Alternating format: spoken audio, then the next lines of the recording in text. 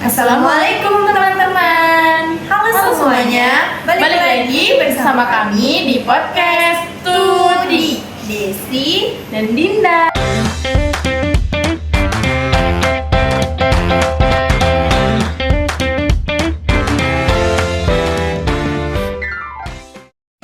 Oke, jadi di podcast kali ini apa sih yang mau kita bahas? Nah, teman-teman, di podcast kali ini kita akan membahas bahasa gaul di kalangan mahasiswa. Sebelumnya, adakah teman-teman tahu apa itu bahasa gaul sih? Nah, kalau teman-teman mau tahu, maka dari itu tonton videonya sampai habis. Oke, baik. Sebelum kita lanjut nih ke pembahasan kita berikutnya, kita akan kenalan dulu nih ya sama kedua narasumber kita. Yuk, mari kita kenalan. Oke teman-teman, jadi kali ini kita sudah bersama kedua narasumber kita nih. Boleh dong untuk kakak kenalan terlebih dahulu? Boleh. Perkenalkan, nama saya Melita Putri. Saya berasal dari Kota Pangkal, suku saya suku Jawa. Saya ini menjadi mahasiswi Universitas Samudra dan saya di jurusan Pendidikan Bahasa Indonesia. Nah, kakak ini siapa sih namanya? Halo, perkenalkan nama saya Yuli Ferawati Menggaul. Asal saya dari Kota Dolok Sanggul, suku saya suku Batak Toba. Saat ini saya menempuh pendidikan di Universitas Samudra, tepatnya di Prodi Pendidikan Bahasa Indonesia. Oke, baik. Sekarang kita sudah kenal nih kan dengan kedua narasumber kita. Langsung aja ya kita tanya-tanya ke mereka tentang apa sih itu bahasa gaul gitu. Kemudian kita nanti juga akan bertanya bahasa gaul apa saja sih yang sering diucapkan oleh mahasiswa di era sekarang ini. Menurut Kak Yuli nih, bahasa gaul apa sih yang sering didengar di kalangan mahasiswa?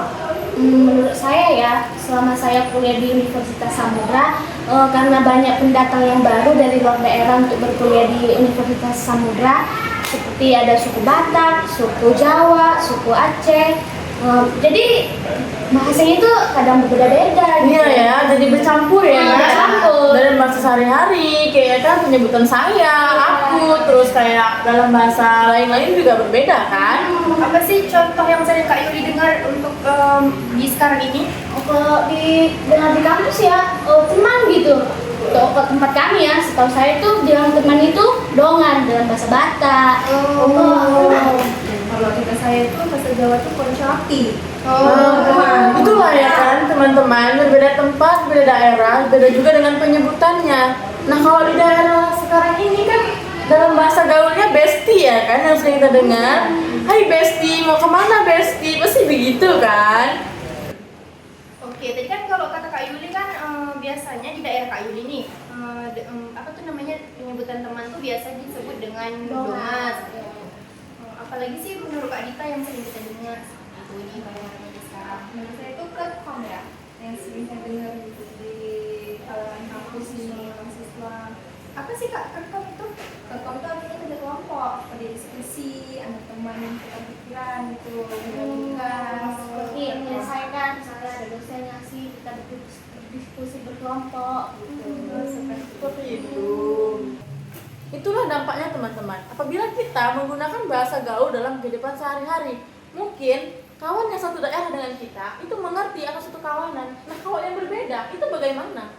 Pasti sulit, iya kan? Sulit pastinya. Nah itu dia, makanya hindari bahasa gaul saat kita bersama orang-orang yang bukan terdekat kita. Yang berbeda daerah ya dari Nah satu lagi nih teman-teman, saya ini kerap mendengar kata-kata ini, bahkan dalam dunia konten maupun sehari-hari. Kata basic itu apa sih teman-teman? Saya kadang sering bingung tuh, apa sih basic itu? Nah iya saya juga sering dengar tuh, sebenarnya apa sih teman-teman? Biasanya sih di kalangan mahasiswa ya yang biasa kami dengar, basic itu standar gak sih? Iya sih kan, Seperti itu standar. standar. Nah sebenarnya basic itu dalam bahasa gaul atau bahasa Inggrisnya? Inggris sih setahu saya. Nah itulah teman-teman, kadang kita ini sosok kegaul-gaulan gitu kan, sering mencampurkan iya kan, kegaul-gaulan kan. Kadang bingung Suka gitu. mencampurkan bahasa Inggris dengan bahasa Indonesia ataupun bahasa daerah. Itu kalau seandainya kita yang mendengar nih, sesama teman-teman, mungkin kita mungkin memahami ya, bagi kita. Tapi jika kita membicarakan dengan orang lain, Oke, baik teman-teman. Jadi kesimpulannya, kita itu boleh menggunakan bahasa gaul di lingkungan tempat kita. Tetapi kita itu juga harus melihat ya siapa lawan bicara kita. Mungkin jika dia itu teman dekat kita, atau dia itu satu daerah dengan tempat tinggal kita, maka mungkin dia akan mengerti. Tetapi jika lawan bicara kita itu merupakan orang asing, sebaiknya kita menggunakan bahasa Indonesia yang baik dan benar. Oke, sekian dari podcast Tudi. Terima kasih buat yang telah menonton sampai habis. Bye-bye. Bye-bye. Sampai lagi.